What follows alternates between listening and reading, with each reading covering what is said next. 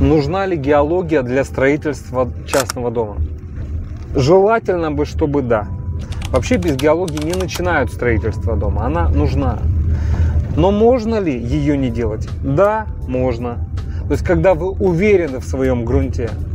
Или же, когда специалисты, например, по забивке свай и по пониманию отказа, то есть она забивается и немножко идет в отказ, вам могут сообщить о грунте, который, о плотности грунта, о ее несущей способности. Или о закрутке свай, винтовых свай. Там есть технологические отверстия.